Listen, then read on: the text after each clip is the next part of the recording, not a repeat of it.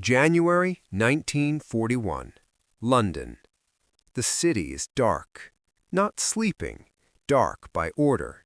Street lamps are hooded, windows are taped. The Thames moves quietly through a capital train to disappear after sunset. Somewhere in the distance, an airweed siren winds down, not rising this time, just reminding everyone it could return at any moment. Inside narrow terraced houses, families sit close to wireless radios.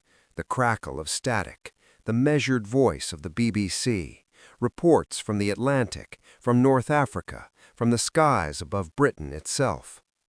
The war has been going on for 16 months. France has fallen. The empire is stretched thin. Merchant ships are vanishing into the gray ocean faster than they can be replaced. Rations grow smaller. Uniforms are patched and repatched. Britain is still standing, but just. Across the ocean, another nation listens from a distance. America is powerful, wealthy, untouched by bombs, and officially still not at war. In Britain, that fact is felt like a weight. Some speak of America with hope, others with bitterness, many with both. The question is no longer whether Britain admires the United States, but whether it can survive without it. And in that winter of 1941, Britain is watching America very closely. Because what Britain thinks of America now will shape everything that follows. Britain, America, and the long memory of war, 1939 to 1940. In September 1939, when Britain declared war on Germany, there was no sense of novelty. For Britain, war with a European power was not an unknown condition. It was a return, a grim familiarity. The empire had fought global wars before, and it had survived them. In Whitehall, in the Admiralty, and in the officer corps, the assumption was not that Britain would lose, but that it would endure, as it always had. The memory of the First World War shaped everything. Britain remembered 1917. It remembered the United States arriving late, fresh, and decisive. It remembered American industry tipping the balance, but it also remembered the cost Britain had already paid by then. Nearly 1 million dead, an entire generation scarred. From the British perspective, America had entered that war as a necessary ally, not a savior. And after 1918, America had gone home. That mattered. Throughout the interwar years, British political and military planners never forgot how quickly the United States retreated into isolation once victory was secured. War debts remained unresolved, financial dependence lingered, trust was cautious. The alliance of 1917 had not matured into a permanent partnership. So when war returned in 1939, Britain did not expect America to follow. In Washington, neutrality was not cowardice, it was policy. The Neutrality Acts of the 1930s reflected a deeply rooted American belief that Europe's wars were not America's responsibility. British diplomats understood this intellectually, but emotionally, it bred frustration. Britain was fighting for survival. America was debating principle. The early months of the war, what came to be called the phony war, only reinforced British confidence. There was time, it seemed, time to mobilize, time to blockade Germany, time for American opinion to shift gradually. Then came May 1940. Germany struck west with a speed that stunned Europe. The Netherlands fell. Belgium collapsed. French defenses dissolved. The British Expeditionary Force was driven back toward the Channel, cornered by an enemy that did not fight by old rules. Dunkirk was a miracle, but miracles are not strategies. Over 330,000 men escaped, but nearly all their heavy equipment was left behind. Tanks, guns, vehicles. An army had been saved, but stripped bare. In Britain, relief was mixed with shock. The empire had not prevented catastrophe. The old assumptions no longer held. And across the Atlantic, America watched carefully. British opinion toward America hardened in this moment. There was no anger yet, only a quiet, tightening awareness. Britain could no longer fight a long industrial war alone. Its gold reserves were draining, its merchant fleet was shrinking, its factories could not replace losses fast enough. America had what Britain lacked: steel, oil, food, ships, money. But American help came with conditions. Cash and carry required Britain to pay up front and transport goods itself, a system that drained Britain's finances while exposing its ships to German submarines. To British officials, it felt transactional, cold, legalistic, necessary, but not generous. Among the British public, stereotypes resurfaced. Americans were seen as wealthy but naive, idealistic but distant, powerful yet hesitant to risk blood. Newspaper cartoons depicted Uncle Sam watching from the sidelines while Britain bled. Still, resentment did not outweigh realism. By late 1940, the Battle of Britain had been fought and survived.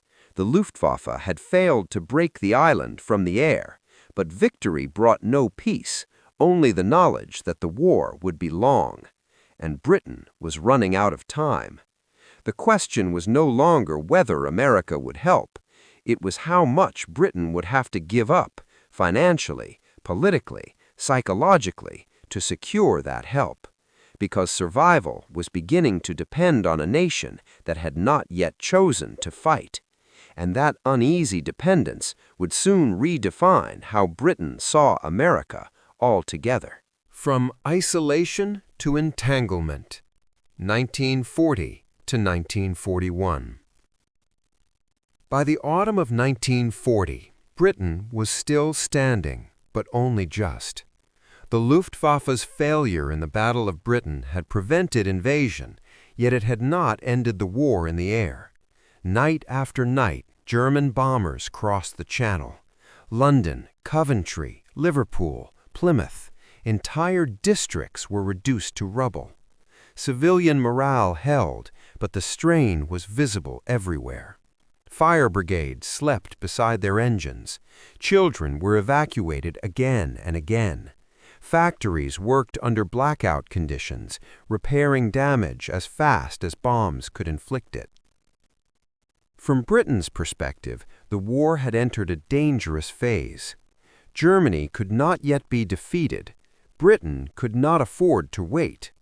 Across the Atlantic, the United States was changing, slowly, unevenly, but unmistakably. President Franklin D. Roosevelt understood the strategic reality earlier than most. A German-dominated Europe would threaten American security, even if no formal declaration of war was ever made. But Roosevelt governed a democracy deeply suspicious of foreign entanglements. Public opinion did not shift overnight. Every step toward Britain had to be framed as defense, not intervention. British leaders followed these developments with intense attention. Churchill, who became Prime Minister in May 1940, understood America in a way few British politicians did. His mother was American. He knew the rhythms of American politics, the importance of language, and the necessity of patience. Publicly, he spoke of shared values. Privately, he pressed relentlessly. The correspondence between Churchill and Roosevelt was constant, careful, personal, often emotional. Britain needed more than sympathy. It needed material lifelines. By early 1941, Britain's financial situation was dire. Gold reserves were nearly exhausted. Dollar balances were collapsing. The empire could still fight, but it could no longer pay. This is where American policy crossed a threshold. Lend-Lease, proposed in March 1941, was revolutionary in British eyes. It was not charity, it was not a gift. It was, as Roosevelt framed it, a loan of survival, weapons, ships, food, fuel, provided without immediate payment. For Britain, it was salvation. For British observers, however, it also marked a shift in the relationship. America was no longer merely a supplier, it was becoming an arbiter of Britain's war effort. British officers and civil servants noted the language carefully. Equipment would be provided if it served American security. Priorities would be set in Washington. Britain would justify its needs in American terms. Gratitude mixed with unease.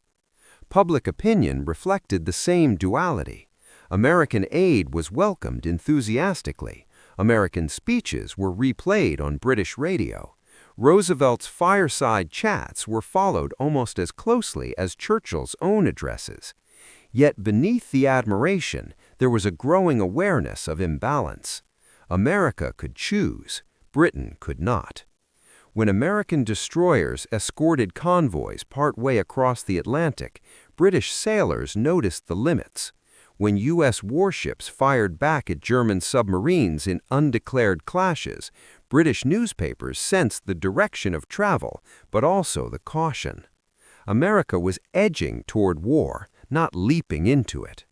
The Atlantic Charter, announced in August 1941 after Churchill and Roosevelt met off the coast of Newfoundland, symbolized both unity and tension. Its principles promised self-determination, free trade, and a post-war order very different from Britain's imperial reality. British officials read it carefully. They applauded publicly. Privately, they understood what it implied. This was not just an alliance for victory, it was a negotiation over the future. By the end of 1941, Britain's view of America had evolved again. No longer distant, no longer neutral, but not yet fully committed in blood. Then, in December, Japanese aircraft attacked Pearl Harbor. America's hesitation ended in a single morning, and Britain's opinion of its powerful ally was about to be tested not in speeches or shipments, but in shared war. Because American soldiers were coming, and when they arrived, Britain would finally discover what kind of partner the United States truly was. When American troops began arriving in Britain in early 1942, they did not enter an abstract alliance.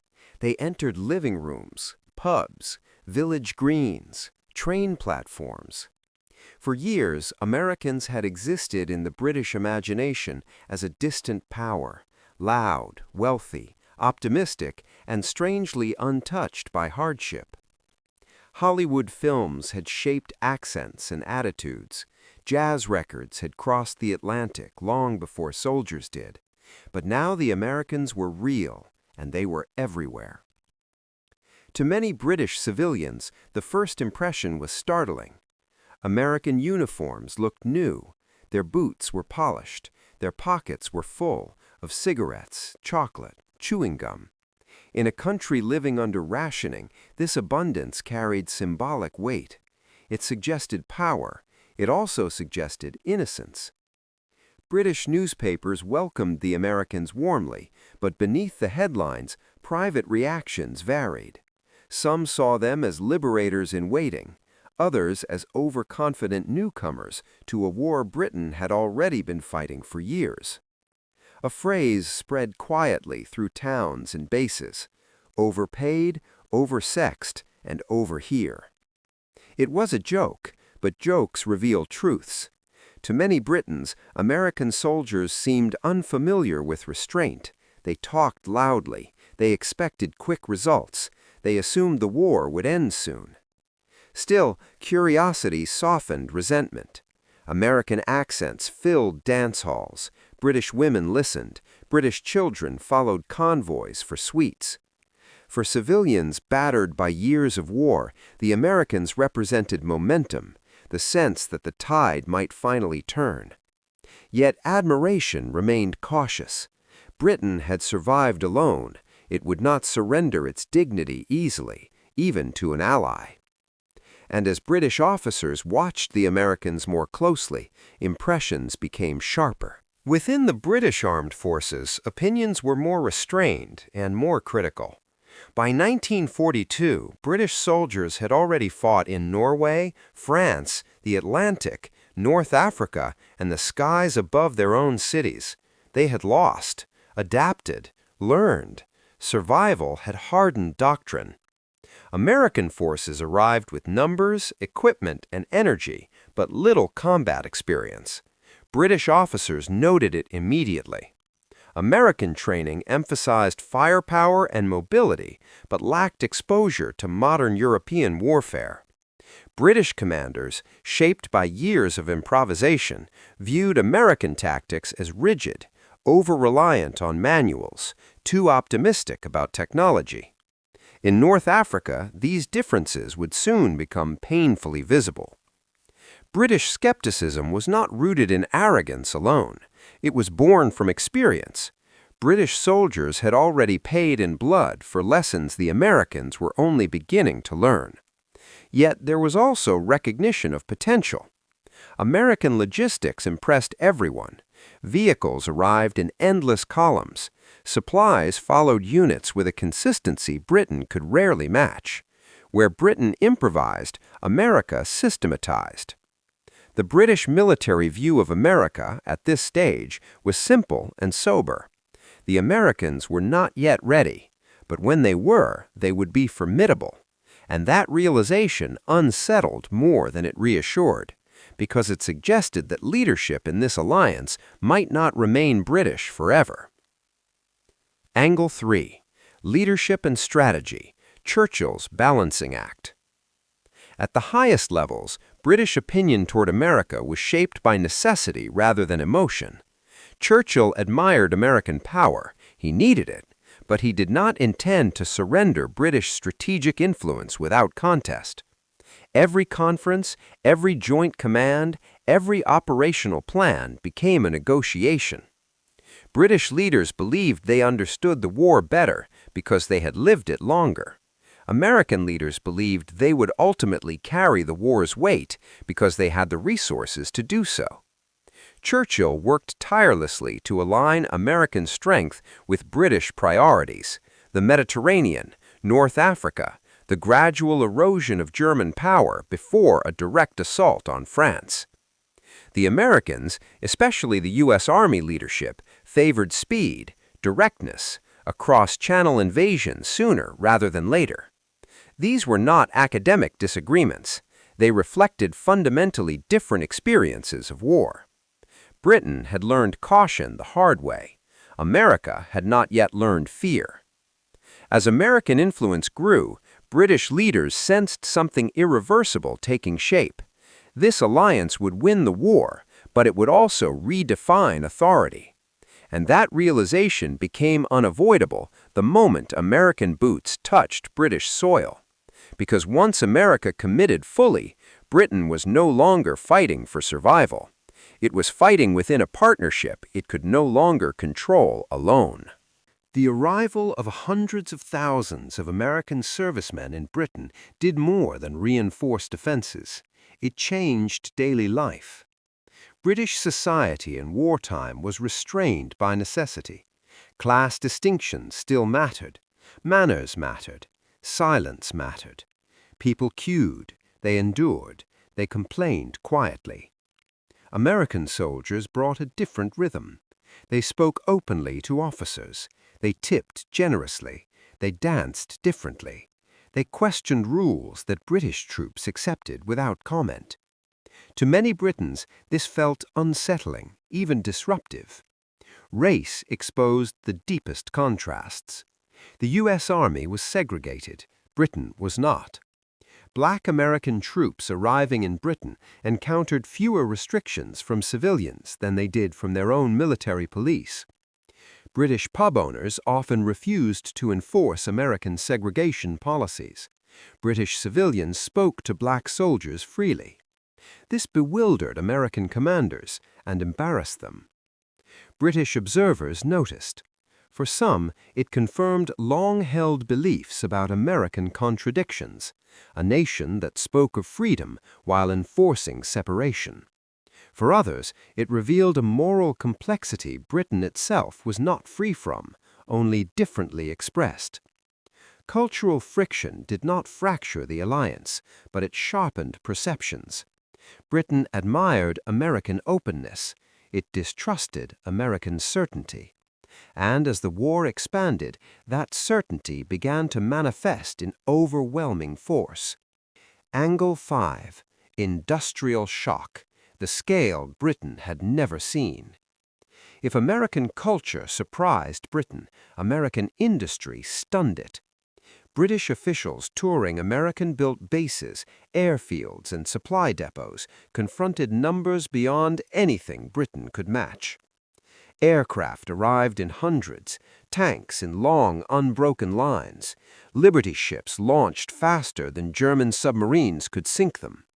For decades, Britain had been the world's industrial benchmark.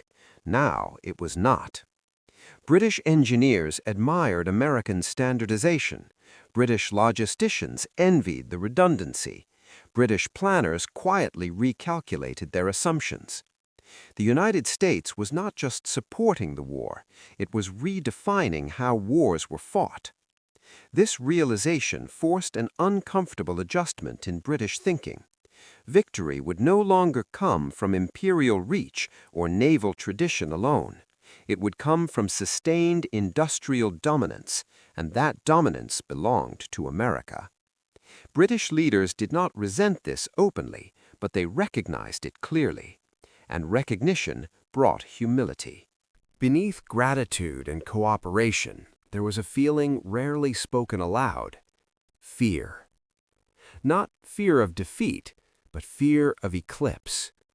Britain had entered the war as a global power defending a system it had built. By 1943, it was becoming clear that the system would not survive unchanged, even if Britain won. American planners spoke of the post-war world in universal terms: free markets, open seas, self-determination. British planners heard something else: the end of empire. The British view of America was no longer romantic, skeptical, or dismissive. It was analytical. America was not replacing Britain by malice. It was doing so by scale, by speed, by inevitability. And that truth would become undeniable during the war's turning point, when planning moved from theory to invasion. Because when the time came to strike at the heart of Nazi Europe, leadership would no longer be symbolic, it would be operational. And Britain would have to decide how much control it was willing or able to yield. Learning War Together, 1942 to 1943. The alliance was tested not in conference rooms, but in combat. When American forces first entered large-scale ground fighting against German troops, British observers watched closely, not with hostility, but with the attention of veterans watching newcomers step into live fire. The proving ground was North Africa. Operation Torch, launched in November 1942, was the first major Anglo-American amphibious operation of the war. American troops landed in Morocco and Algeria, facing Vichy French forces rather than Germans at first, a political complication that already highlighted American unfamiliarity with Europe's layered realities. British commanders noted the optimism. American planning assumed cooperation, quick collapse, limited resistance. Reality, as Britain had learned before, proved messier. As U.S. forces pushed east into Tunisia, they met experienced German formations, veterans hardened by years of war. The result was sobering. At Kasserine Pass in February 1943, American units were outmaneuvered and overrun. Command structures failed, communications broke down, equipment was abandoned, losses mounted. British reactions were restrained but clear. This was what experience looked like meeting theory. Yet Britain did not gloat. Instead, British officers provided blunt assessments. Doctrine was revised, commanders were replaced, American training accelerated. The learning curve was steep, and it was paid for in blood. What struck British observers most was not the defeat, it was the response. America adapted fast. Within months, American units in North Africa fought differently. Better coordination, stronger combined arms, improved leadership. The scale of resources allowed mistakes to be corrected without collapse. British confidence in American military competence began to shift, cautiously but decisively. This was no longer an untested ally, it was a rapidly maturing one. At the same time, strategic authority was shifting. Joint command structures increasingly placed Americans in senior roles. Dwight E. Eisenhower, methodical and diplomatic, emerged as a unifying figure. British leaders respected him, even when they disagreed. Behind the scenes, influence was changing hands. British planners had once guided the tempo of the war. Now they found themselves negotiating it. And as Allied forces advanced through North Africa and into Italy, the balance of weight within the alliance became unmistakable. America was no longer learning from Britain, it was beginning to set the pace. That reality would reach its sharpest expression in the planning of the largest amphibious operation in history, where questions of leadership, trust, and control would no longer be theoretical. They would be written into the structure of invasion itself. Who leads the war? 1943 to 1944. By late 1943, the question was no longer whether the Allies would invade Western Europe. It was who would lead it. The planning for the cross-channel invasion, what would become Operation Overlord, exposed the deepest tensions within the Anglo-American alliance. These were not personal rivalries alone. They were structural, strategic, historical. Britain had experience. America had mass. British leaders approached the invasion with caution shaped by memory. They remembered the Somme, Passchendaele, Gallipoli, amphibious assaults gone wrong. To them, Overlord was not a single operation, it was the culmination of a war of attrition already fought. American leaders viewed it differently. To the United States, the invasion of France was the main event, the direct route, the decisive blow. Delay, in American eyes, risked political pressure at home and strategic drift abroad.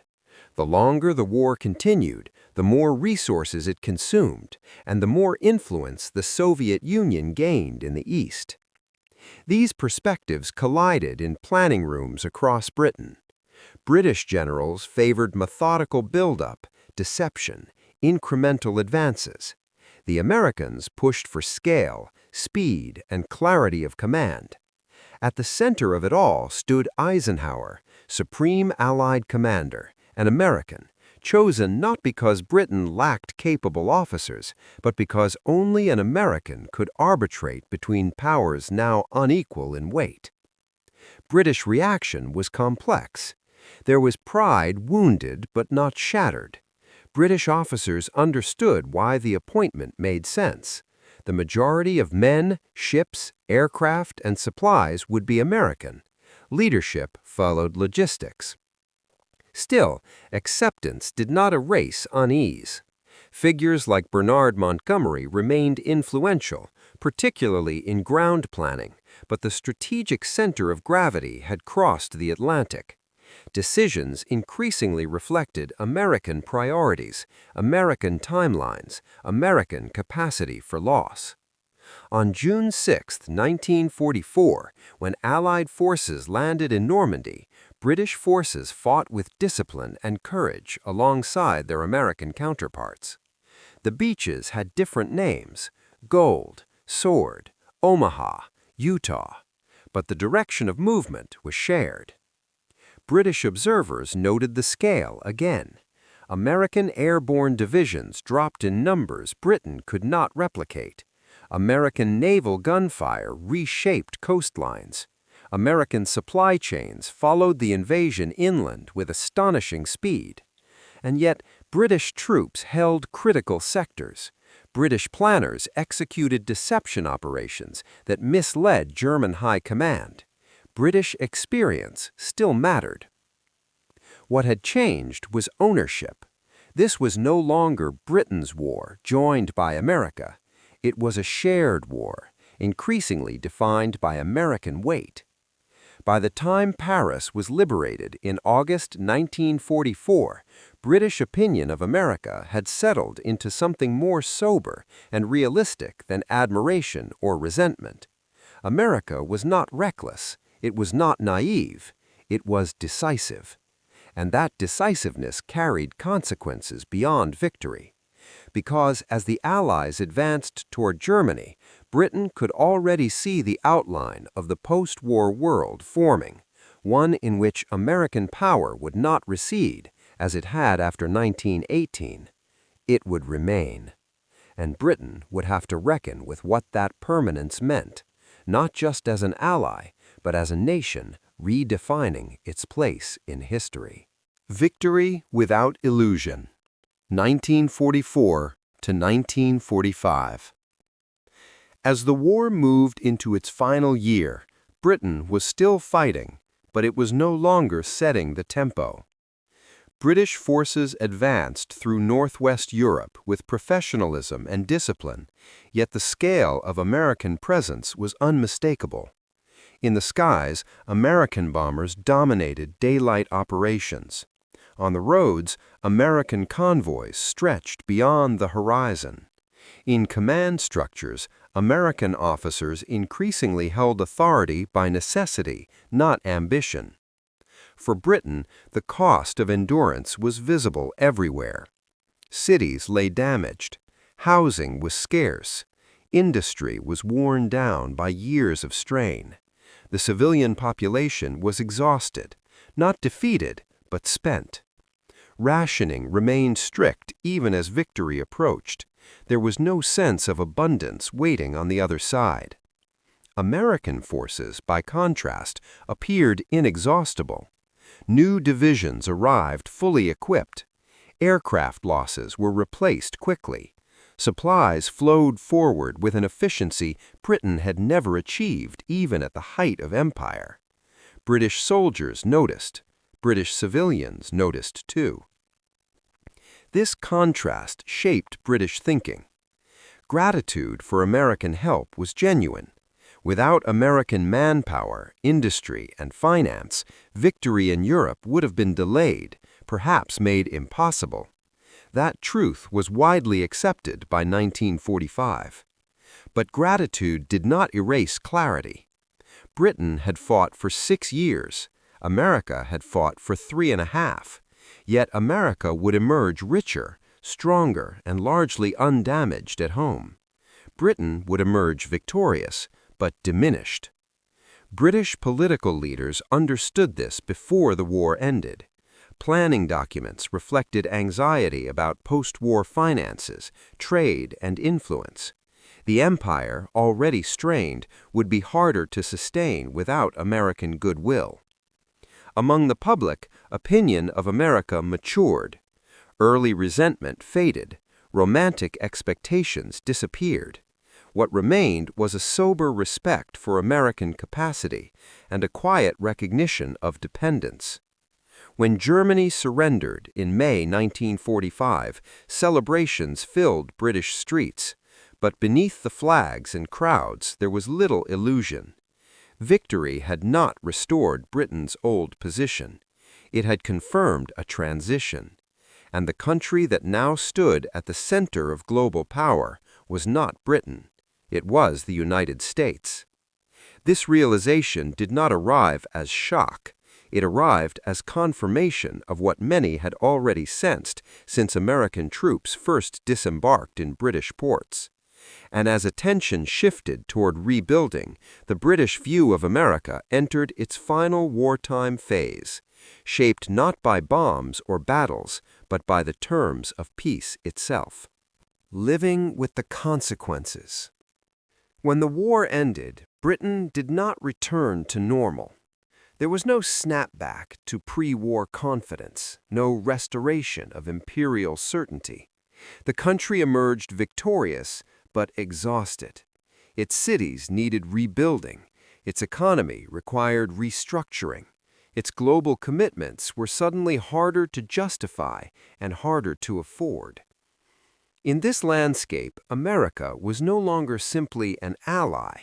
It was a fact of life.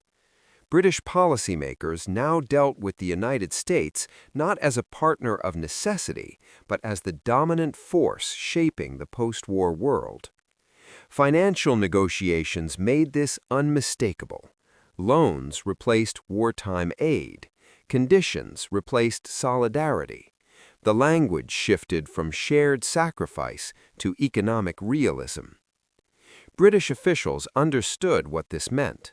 The war had not just defeated Nazi Germany, it had accelerated the transfer of global leadership.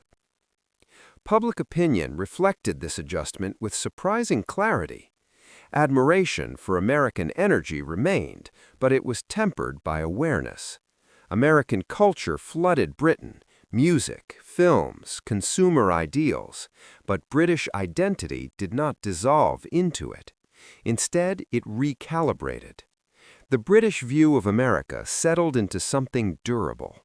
America was pragmatic, results-oriented, less sentimental about history, willing to spend, build, and move on.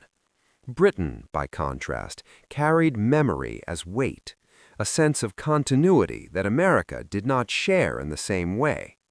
This difference did not produce hostility, it produced realism. By the late 1940s, British leaders no longer spoke of equality with the United States. They spoke of influence, access, alignment. The special relationship was born not out of illusion, but out of acceptance. Britain would remain relevant by working with American power, not by competing with it. For those who had lived through the war, the change was already familiar. They had seen it unfold in real time, in ration lines, in airfields, in joint headquarters where American accents gradually outnumbered British ones. The British opinion of America at the war's end was neither reverent nor resentful. It was settled. America had not abandoned Europe this time, but it had not come to serve Britain's empire either. It had come to shape a new order, one in which Britain would have to redefine itself. And with that realization firmly in place, the war passed into memory. What remained was understanding, forged not by words, but by shared endurance. What Britain learned about America. When Britain looked back on the war, it did not see a rescue. It saw a reckoning. The United States had entered the conflict late by British standards, cautiously and on its own terms. That initial hesitation frustrated a nation fighting for survival.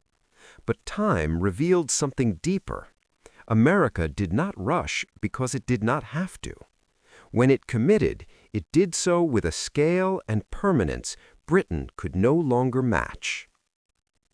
Britain learned that American power was not emotional, it was structural.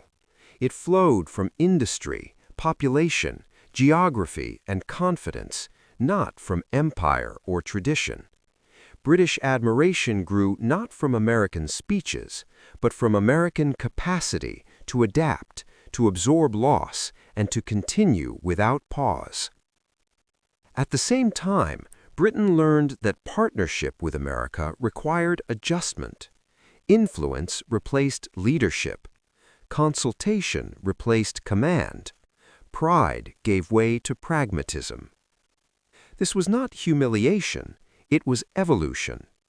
The war forced Britain to see itself clearly, not diminished in courage or competence, but changed in position. And it forced Britain to see America without illusion, not a savior, not a rival, but a new center of gravity. What Britain thought of America during World War II was never fixed. It moved from skepticism to dependence, from irritation to respect, from familiarity to realism. That journey shaped the modern world, because when the guns fell silent, Britain and America did not walk away from each other. They moved forward, differently, unevenly, but together, not bound by sentiment, bound by understanding.